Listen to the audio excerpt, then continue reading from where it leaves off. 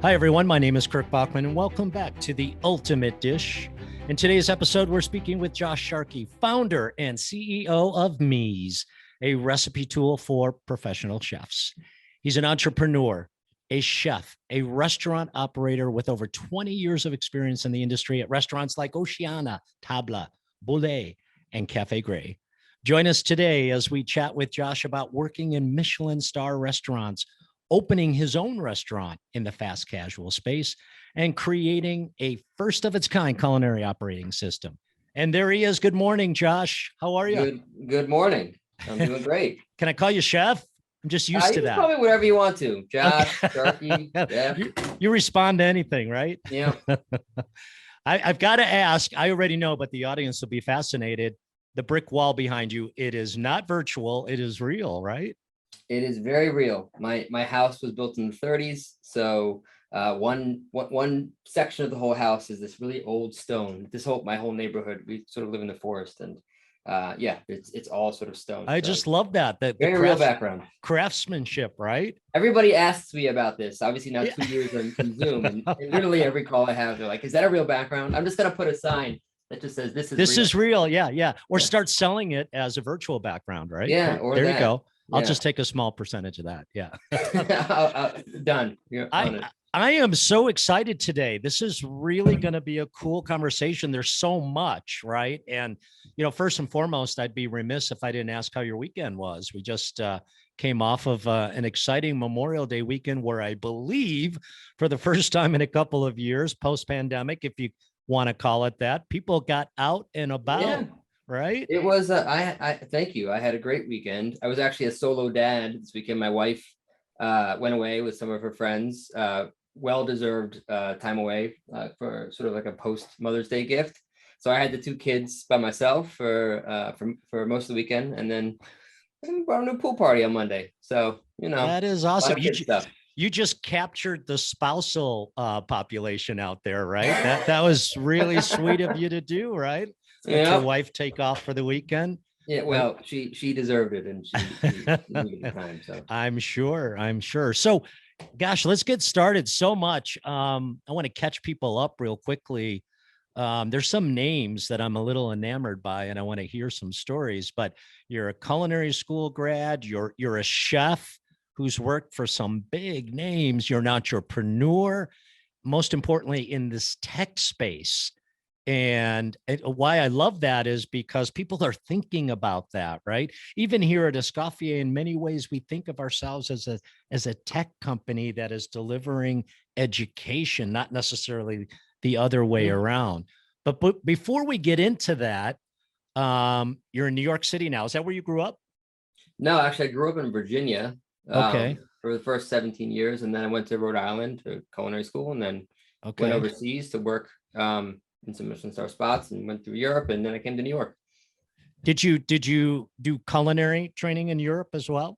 Yeah, well, I was cooking. You were cooking. Yeah. Spoken like a very humble cook. I love that. So where did it come? You went to culinary school at a young age. So what was it, part of your family, grandma? Yeah, I think I think the impetus was actually my father passed away when I was 16. And so and my mom obviously worked a lot to take care of the three kids. And so I would cook dinners at home all the time. And then I started cooking dinners on the weekends and lunches and things. And I got really into it and just nonchalantly entered this contest that Johnson & Wales put on and won.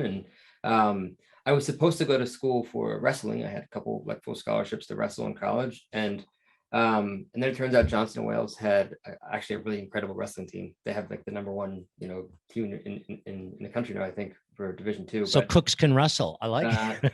Some can. But anyways, I just sort of fell into it. I was working in restaurants when I was younger, and then decided to go to culinary school. I didn't really, even when I got to culinary school, I wouldn't say it really clicked until even past my externship. I really enjoyed it, love what I was doing, but like my time over in after culinary school, I ended up winning this other contest, and flew to Norway with a bunch of incredible chefs, and ended up working at some restaurants there. And that was the eye-opening moment, like working for these Michelin star chefs, where I was like, holy crap, this is what I want to do for the rest of my life. That is awesome. So were you thinking, I mean, David Bouley, Rick Moonen, I mean, impressive names, right? Were you thinking about that when you went to culinary school, or were you just still kind of trying to figure it out? I didn't even, candidly, I didn't even know who they were when I was in culinary school. The contest that I entered found me in New York City for the finals. So they flew me to New York for the finals. And so the judges were Rick Moonen, Eric Ripert, Marcus Samuelson, and Rocco DeSpirito, all of whom I actually didn't know at the time. What a crowd. Oh my gosh. This was the year 2000, and I didn't know who they were. Luckily, I think, because I would have been probably a lot more nervous. And so I ended up winning the contest. I got to travel through Norway with those chefs and some other incredible people. And so I ended up at Rick Moonen's restaurant, after that experience. But I never like actively planned to go to New York or to work for Chef Moonen. So that just sort of happened. And then every restaurant thereafter was really just sort of a natural progression. I think in the food world, resumes don't really do a lot, at least early on. It's really just, does the chef that you're working for speak, highly of you when you go to the next place? Or if they know that it's time for you to move on, will they help you find the next role? And that's really how I found every job. And that's the beauty of our craft, right? It's yeah. And if you leave a organization, a restaurant, a hotel, and you leave after a year or whatever it is, and you get this referral from your chef, it doesn't get much better than that, and that propels you through your career. Did David Bouley have a Michelin star while you were there? Was Michelin even there then? We had four stars in New York Times, which is the highest ranking you can get from New York Times. I don't think that might have been before. You're right. Michelin hadn't hit New York yet. Yeah. What was it like, though? I mean, incredible reputation, right? Really well respected in the industry. What was that like, going from culinary school into an environment that was probably pretty serious, right? Yeah, well, I went from culinary school to Oceana, which was, and before that, in those spots overseas. And honestly, it was a wake-up call, like, oh, this is way different. I don't know anything. Let me just like put everything that I thought I knew aside and just start fresh. And especially in New York, there's a lot of competition, and there's no room to there's no room to sort of mess up.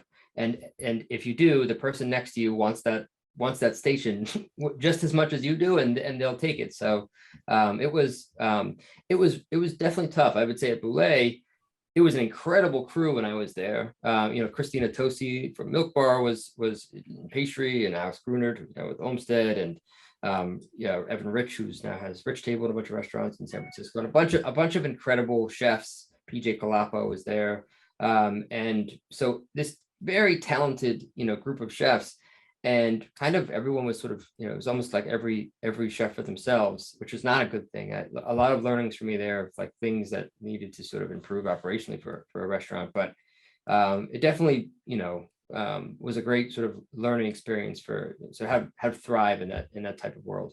Yeah. I love that. So you've held quite a number of roles within the industry, right? You've been a chef, like we've talked about. You've been a restaurant owner, COO, and now CEO of this culinary technology company. For many cooks or chefs, it's a winding road. It's a long road, right? To sort of find your place where you feel like you belong. What was that like for you when you went from one role to the next? I'm kind of jumping a little ahead. So was there a time, chef, in your career where you thought, I'm just going to keep getting referrals, and or early on where you're like, I can do this. I can run my own restaurant. Yeah. And then, we'll get to the technology, but I'm so curious to know when you started thinking about that. Was it because, gosh, this place has no efficiencies whatsoever, I can improve upon this? When did all that come rushing in? Well, to be honest, and it took me a while to realize this, but from the minute I started cooking in restaurants professionally, I immediately was always thinking about what is this leading to? And every technique I learned, every dish I learned, every lesson I learned was immediately sort of like sort of documented for myself as like, okay, I'm going to do this with that information now. And I was always doing that, always thinking about, okay, here's what my restaurant will look like. And here's what, I'm never going to do that. I got to make sure I do this. So I was always working towards it. It was always something that was on my mind. And I think the progression happened rather naturally, honestly. Like I was, cooking for many years, and then I realized, okay, I've been a cook, I've been a sous chef, I've been, all of these things. It's now time to take the next step. I think, maybe sort of not common for the, for the path is that a friend of mine who I cooked with for a very long time lived near me in Brooklyn, and we realized like there's this giant gap in the market for like really good food that's approachable. And he was a lot more sort of entrepreneurial than I was. I was really more focused on cooking. But we decided, hey, this is a good idea. And so I decided to sort of like move on from fine dining and start this for fast casual concept, which at the time, this was like 2007 when we made the decision. Everybody thought we were crazy. And even my chefs, I remember were like many of them, not all of them, were like, what are you doing? Like, there's no like future in fast casual. Why would you do that? And so there's a lot of sort of thinking against the grain there, which was tough, because we were on an island. But we knew there was something special there. And I think I always sort of like ask myself, like, whether it's cooking or creating a business or creating a product, like, how big of an impact can I have? And I got to a point cooking where I realized like there's a ton of talented chefs. I think I'm really good, but where am I gonna have the biggest impact? And at the time, that was sort of relegated to like building like a fast casual concept that used all the techniques that we had from the fine dining world and all the great products. And that was very, that was very uncommon, didn't really exist at the time. So it really just drew me because I thought I could have a much bigger impact by doing that. And that's later what sort of brought me to mise. But I'm always asking myself, like, am I having a big enough impact in what I'm doing today? No, I love that. That's really well said. I love that. I don't know if I've heard that before, to be so thoughtful that you're considering the impact that you have on others. Could be family, could be friends, could be customers, could be society, could be the industry, right? So before we get to me's skill sets, you started to touch on it a little bit. So you leave that part of the industry where you're kind of executing every single day. That's a certain skill set, right? Adherence to technique and respect for the craft and that sort of thing. Now you're moving into your own business, regardless of what the concept is. What's the skill set that you need? Maybe what you took with you and what you left behind to all of a sudden become an entrepreneur. Can you speak a little bit about that? Yeah, absolutely. And it's going to sound cliche, especially since it's in our name. Cliche is good. I like cliche. But really, honestly, it's mise en place. Like, I think people really underestimate the value of like what a cook is able to accomplish if they really understand mise en place, if they understand how to sort of plan and organize. And I've always loved, I think there's always sort of like this like difference between, cooks that love service and cooks that love prep.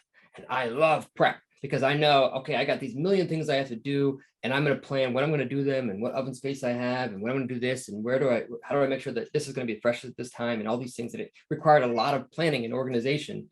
And all of that has to happen before you ever like serve a dish, and there's so much work that goes into cooking before you actually cook. And that skill set, and you can see it right when you walk on somebody's station, right? When they have a very tight station and all the pans are in right angles and their towels neatly folded and the spoons are in the right spots, they can grab, like, all those things that you think about. It's the same thing when you transition into starting a business. You have to really have the ability to plan well and think about, okay, what are all the things that I need in order to execute this? What are the questions that I need answered? All these kinds of things. And I think that's a huge one. I think the other one, and it's funny because I tell this now to my team we have a tech company, but the ability to sort of prioritize when a million things are coming at you is something that you can learn really well as a line cook. So, for instance, we have a million features that our customers ask us for all the time. And my head of product, is always sort of like, like struggling with like, okay, which one do I do first? And how do I do this? And how do I prioritize? And really everybody on my team has the same sort of, problems. And the way I always frame it the same way. If I'm the grill cook and I'm cooking steak, I can only fit 40 steaks on that grill. That's it. Only 40. I can't, if I put 42, then they're going to steam. And if I try to put 50, then none of them are going to cook and it's going to be terrible. So like, this is how much I can do at once, and everything else is going to have to wait for the next round. And that skill set of being able to constantly in real time prioritize what you can do now and then what's going to have to come next is a really, really important skill when you're running a business. And this concept of mise en place for our audience, right? Mise en place, essentially, a French phrase or term that every culinary student learns about having everything in its place. So it's organizing, it's prioritizing, it's planning, it's executing, so on and so forth. And for that audience, that was not staged. That was just a brilliant cliche, right? Yeah, it's anecdotally, like I remember when I first got into working at Oceana, and there's this red pepper mayonnaise that Rick Moonen makes. It's really delicious mayonnaise, and I vividly remember this because he was going to show me how to make the mayonnaise. And there's all these, you have to get Dijon and Tabasco and fish sauce and egg yolks and the confit of the peppers and onions and all these things.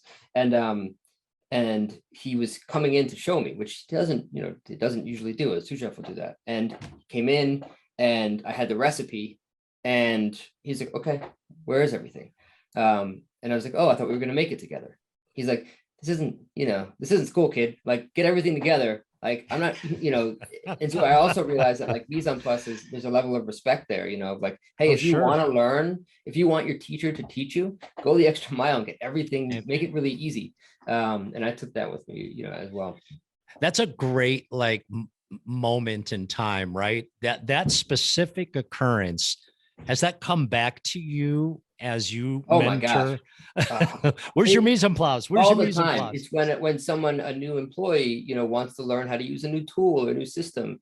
And, like, I realized like, I subconsciously have done this for so long in my career. Like if I wanted to learn butchery, I would come in early on my days off and Sure. study that. And I would come in and help the butcher get all of their work together and clean things for them so that they had the time to actually, show me the most important things. And in my, in today's world, and like, if I have a team member that needs to learn a new tool, have they looked through the help articles already? Have they come up with the questions that they need? Are they ready for this training that I'm going to do for them? Right. And it's very clear when they are or they're not. And it makes all the world of difference. Yeah, and they're learning every step of the way, right? So as you did, that's a great story. So mise, let's talk MEEZ, really cool tool. And if I understand it, 100% correctly, this is to help, to make an impact, to help cooks, chefs, to create, to price, to manage, share recipes, essentially develop recipes, right? So where, following your sort of thought process as you were moving from one part of your career to the next, where did this concept originate in your mind? And then, then you start building it, right? Is it first something that you saw that could make immediate impact, you needed it right away, or did you start thinking the industry needs this and this is where I'm going to go? Yeah, it took a while to get to that. I think, the impetus originally was a very novel idea, honestly, because I was working for Floyd Cardoz at the time and at Tabla. And in the mornings, I was working for free making charcuterie for Mario Batali's he had a charcuterie shop in Union Square in New York. And I had this notebook of all the stuff I was learning and every little detail of it, of prosciutto and pancetta and coppa and humidity and time and temperature and all the things that, that I needed, as well as sort of like my thoughts and things like that on it. And I lost the notebook. I was like staging one day for fun in another restaurant, and I lost the notebook. And so the novel idea originally was like, I need to digitize everything. This is before Evernote and all that jazz. And so that was like the spark of the idea. But that was obviously way earlier. That was in 2003, I think. But then, I started like cooking in more kitchens, running more kitchens, seeing all the sort of, inefficiencies of like, where do our recipes live? Like who's making what? Even in the best restaurants in the world, the most famous dishes that they have, and no one actually knows how to make it. And there's no source of truth. So that sort of like, cooking in those kitchens helped me realize a lot of these things of like, all the disparity we have between tools and execution. And then I ran my own business and more things came about, like, oh my gosh, like, now I have to run a team and I'm using all these like domain agnostic tools to do it. And this is a mess. And so finally, I think it was around 2015, I was, it was about 8 years into me running all my businesses. And I was like, you know what? Like I had that moment again of like, these businesses are great, but I'm not going to have as big of an impact on the industry with this than I will to go and build this tool. And, I always sort of had in my mind that like every craft has their digital tool now, like designers have Figma and photographers have Photoshop and architects have AutoCAD and engineers have GitHub. And we, as culinary professionals, we don't have anything. All we have is like inventory or ERP software. That's not cool. That's, that's finance, and that's fine. They're necessary, but they're not really what we do as a craft.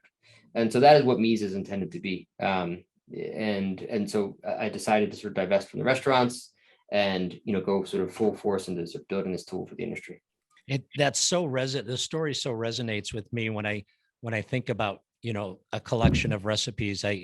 I've mentioned to you that my father is a master pastry chef. He's 85 now, and he's still, doing some special things over the holidays for us. But Wow. Stollen and Oh my apple gosh, yeah. strudel and things like that. Very exclusive guest list for that, right? So, but he's got the quintessential old school recipe book, and it's all in German, but I get frightened every time I see it. I was like, oh my God, what if he drops it or it falls into the sink, and Yeah. all of that data is gone forever. So that's really an important story. What do you think, Chef, is the most important aspect in, many chefs are old school, right? They act as they were trained, right? What is the most important aspect of adapting Mise to their menus, to their thought process, to their menu development? What do they have to give of themselves to be able to allow this to happen? Yeah. Well, I think there is just sort of this, we and I come from the same background. I've been, for 20 plus years in this industry, and I know what we've used for so long is we're comfortable with it, even though it's like really, really difficult. And every single chef and every single business is reinventing the wheel with their spreadsheets and their Google Docs and their PowerPoints and their, and everybody has their way that they figured out how to sort of, make it work. And there's a level of that unfortunately is tough, because you're like, hey, I put so much time and effort into this thing. And there's a bit of a sunk cost fallacy of like, there's so much effort that went into this. Well, I can't switch now. What I'll say is it's inevitable that like, this is what happens and things change, and we make, we need to make it better for the next, for the next round of culinary Next generation. Yeah. And I think the biggest thing to sort of realize is like, there's a better way, and we just haven't had someone give us what we deserve as chefs. I think that there's this like misconception that like chefs don't understand technology. That's not true. Chefs just don't have time. And so if you give us something that is clunky and is like back office oriented and was built by an engineer and not a chef, and you haven't asked us what we want and why we want it, then yeah, we're not going to adopt it. And I think for us, we're like maniacally focused on making sure that this is something that is for you. Like we're giving it to you. Like I work for the industry. Like you tell me what you want. I know what I wanted, and that's why this is so fun for me, because I'm scratching my own itch. I get this tool that I've always wanted. Um, but I think, the best way for us all to sort of like, grow and adopt this tool is to know that we're all in this thing together, and we can build this tool that is going to be what every generation moving forward is going to use. And that's why we give it to culinary students, because, I fully believe that it's something you should take with you for their entire career. Like you don't need to use those little black notebooks anymore. Put it somewhere where you can go back to it.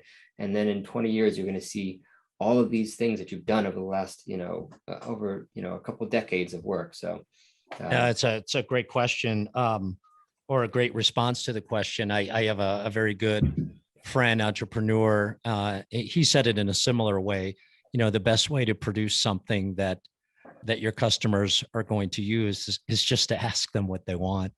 yeah, And they'll tell you, right? So I think you'll probably agree that technology is, taking the culinary world by storm, if it hasn't already, right? I agree. I think a lot of chefs embrace technology. They just need to be asked. And this has been going on for years now, right? I mean, here at Escoffier, more than half of our students complete their education online. And then they follow up with an in-person externship, right? So we all know that access to the internet has really increased opportunities for non-traditional approaches to education, right? But there are many more technology advancements that are improving how we cook, how we serve, how we manage our businesses, and perhaps most importantly, how we manage our guests or our customers' expectations. That's so important. You read all the time about food innovators who are using robots and GPS technology and smartphone apps to improve the food production process. And we're seeing new technology that consequently then improves and enhances, in many cases, the customer experience. What is specifically related to you, chef, and me's? What are some of the technological advancements that you started seeing or that you're currently seeing that have inspired you to develop what you've developed, specifically in the technology area? yeah, absolutely. I mean, there's so much. I think front of house, back of house, there's a ton of it. I think, just to sort of like ratchet up one level is like the proliferation of the gig economy has changed everything. I think the ability to start your own business and monetize it from, without having to have like four walls of a restaurant has changed so much of the restaurant world. And it's also just changed the medium in which great food can be provided, right? It used to be that, great food just came from a restaurant and that's it.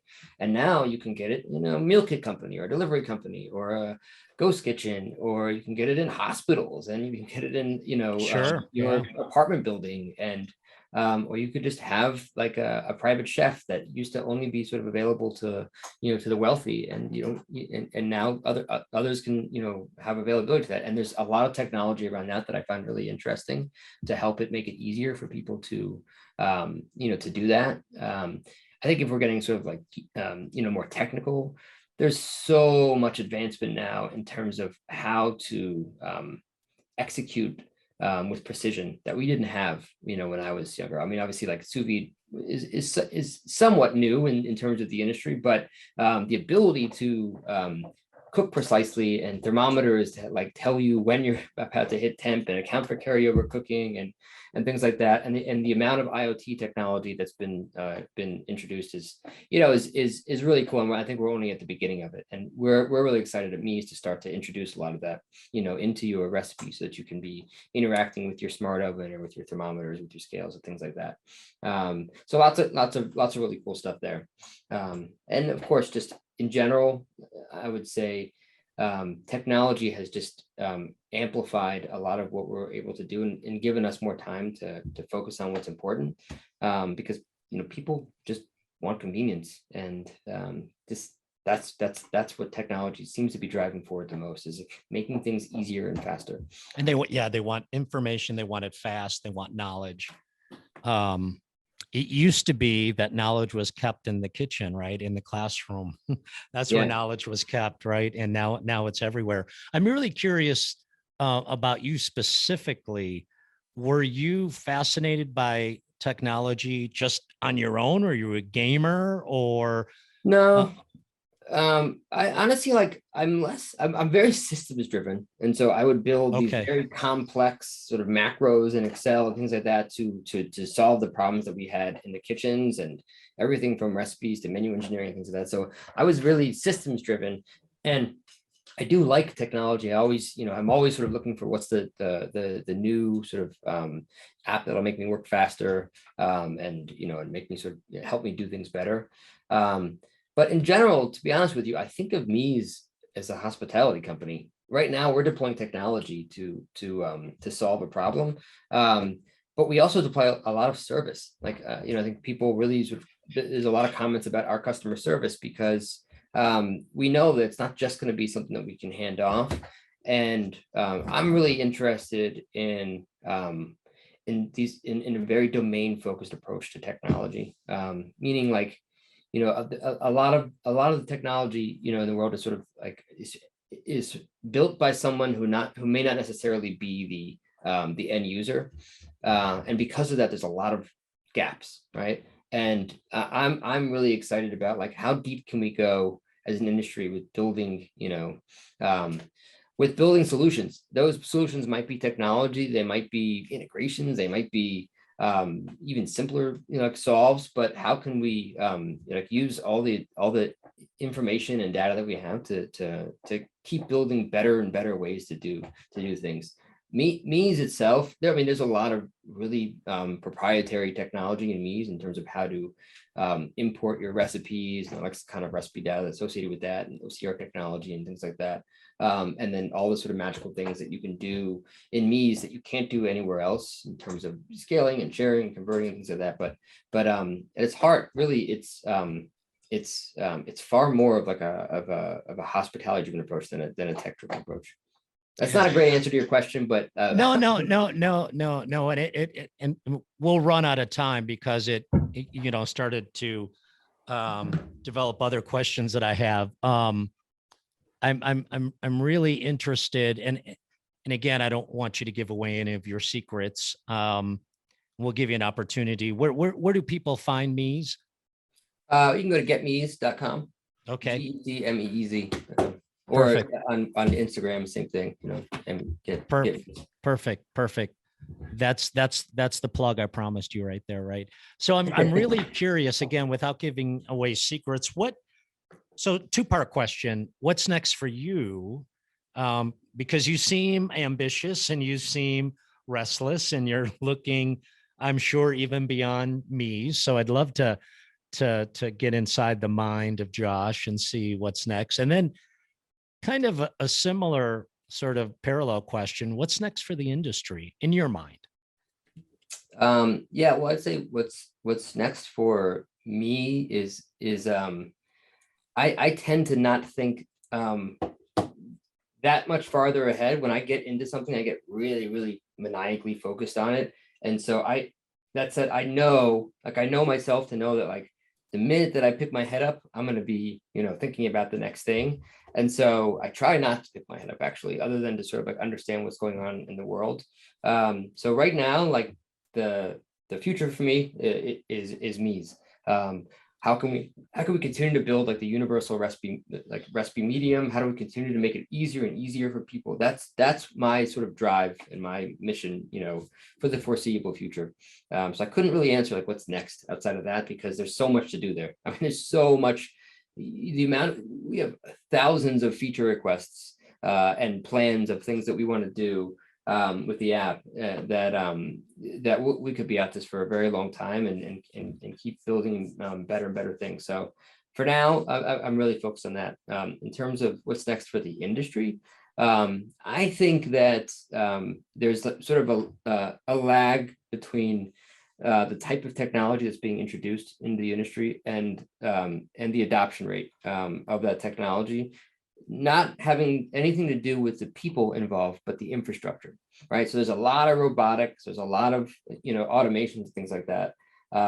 And those things will sort of hit the industry for sure. But you have to remember that the majority of restaurants in this country, majority of food businesses, don't have the infrastructure to introduce robots into their kitchen, into the front of house. They have to literally rebuild their kitchen. And there's CapEx involved with that, things like that. And so the time to value becomes longer. So I think it's going to be a long time before those types of things really start to become ubiquitous. I think they're going to be sort of more top down. But I think there's just so much like going on right now in terms of this this productivity technology that helps us, do what we do better, right? The ability to. You noticed, and not many do, but you noticed Marco Pierre White in the background right away when we jumped on today. How would he, or many chefs in his generation, although he's embracing technology as well, right? You can get master classes and all of that. But do you think, this is a tough question, right? What has the timing just been right for this? 20 years ago, would chefs cooks have been as receiving of technology in the kitchen? Such a hard question. I mean, I Yeah. think about people like Marco Pierre White and like Pierre Gagnère, these minds that like are always thinking about innovation. I have Yeah. to believe that they would be the first to adopt these things. The difference being that like they didn't grow up with it. And like the generation today, they grew up with so much technology that it's just a natural extension where they not only like would like adopt it, but they expect it. Yeah. And I think that's why we're able to do this so much faster. In addition to this, it's become the ability to deploy technology has become way easier with AWS and all these sort of like open source technologies that it just would be way too hard to do 20 years ago. But I would have to believe that guys like Marco and Pierre and like I think they would adopt it because they're innovative and they're always thinking about what can they do that will give them an edge and be better. They would have loved that response. Perfect response. Quick story. I was in Ireland several years ago with my wife, and it was her birthday weekend. And I was literally talking to her about Marco Pierre White and White Heat and all of that. She had no idea who he was. And here we are walking through a neighborhood, and I paused and I stopped. She thought I was having a heart attack, but I looked across the street and there was a brand new Marco Pierre White steakhouse that had just opened up, literally. And that's what that is. That's the menu. So we walk in. They of course didn't have room that night, but we went back the next night and we had an exquisite meal. He wasn't there, but it was his restaurant, right? Yeah. The food was exceptional. The service was beyond over the top. And so I always keep coming back, and I agree with you 100%. The Thomas Kellers of the world, they would all adopt, right? Because that's what they've always done. What about are there people on your team that are tasked with, or is it you that continuously integrate the whole concept, which is so important today, about sustainability and sourcing locally? Is that all kind of in the bucket as well? Yeah, we try to just make it, easier. I think part of what we try to, what I would say though is we try not to be prescriptive, with what we're doing at Meez. I think that there's there tends to be a level of lack of empathy when we try to go too deep into that, because we have customers that obviously we have lots of restaurants that are like the Jose Andres's and Danielle's and things like that, and John George's and fine dining and things like that. But we also have a lot of restaurants that are just making really great like simple food in a small town, and they may not have access to all these things, and they do what they can. But we try to make it easier for them to, for example, like it's really hard to buy from farmers markets and farmers and actually sort of embed that into your into your costing sort of matrix, because of the invoices and how they come and things like that, and keeping it consistent. And so we try to make that really easy so that, that you don't have to shy away from doing that just because it's difficult. You can use as many different vendors as you want, because I think what ends up happening is restaurants for a very long time, and now it's sort of like thankfully sort of going the other way, is restaurants just became more and more and more and more commoditized, and more sort of cookie cutter, because it was easier to operate that way. Mhm. Because it was too difficult to have lots of different vendors and have lots of different products, because it was just too much to manage. And now it's actually, you can manage that, and that's actually how you create really great sustainability. Is you're going to get your turnips from this farmer, you're going to get your pork from here, and we want to make that as easy as possible. It's interesting that you say even 20 years ago, the Marriotts of the world, right, started creating those economies of scale by going to single buyers like Avendra, and for the exact reasons you explained. That's a brilliant story. I have so enjoyed this chat. I can't even believe where the last almost hour went, but I'm not going to let you go, Chef, until I ask the one question I have to ask. The name of the podcast is The Ultimate Dish. So in your mind, what is the ultimate dish? Well, I mean, I guess I'm going to give two types of answers, because there's one that's just more general. Like, I love cooking over fire. In my backyard, I have, I have 4 or 5 different fire pits and different types of grills. And like, anytime there's a flame and we're outside and people are around the flame and there's something, cooking over it, it's just nothing better than that sort of like char and smoke. And then you add some acid and sweetness when it comes off. I think that's just incredible. I think for that reason, there's a restaurant that closed in New York that was my favorite restaurant, my wife's favorite restaurant. We used to go to all the time. And there's one dish that they actually took off the menu before they closed, but it just has always stuck with us. It's this chicken livers with pineapple curry. It's a restaurant called Uncle Boone's. It was called Uncle Boone's. They still have restaurants in New York, incredible sort of couple, amazing chefs. And there was these chicken livers and this pineapple curry with these handmade rotis, like little crepes. Oh my God, so good, spicy and sweet and rich and and creamy, and it was just incredible. And I, working for Grey Kunz for so long, I developed like a affinity for acid and heat and salt, all those really strong flavors, and so I always sort of gravitate towards that. No, that's great. Really, really good answer. We got I think we got more than the ultimate dish. We got a memory, and I love that. Food memories are absolutely spectacular. I think we're going to have to chat again. I've got some people to introduce you to, and me's, some farmers. I love your comments around how to work with farmers, because that could be different than what we're used to, right? Where's the invoice? That sort of thing. Mm-hmm. Absolutely love that. But I hope that baby has a longer nap than you expected. I appreciate that. And I hope so that too. And I'm going to look for my invite in the mail for your next over the fire dinner. All right. That sounds absolutely spectacular. On it. Chef, thank you so much, and the best of luck into the future.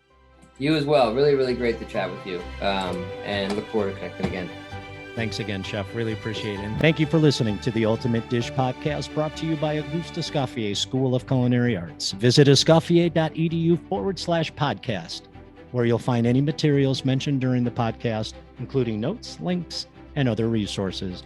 You can also browse other episodes and subscribe.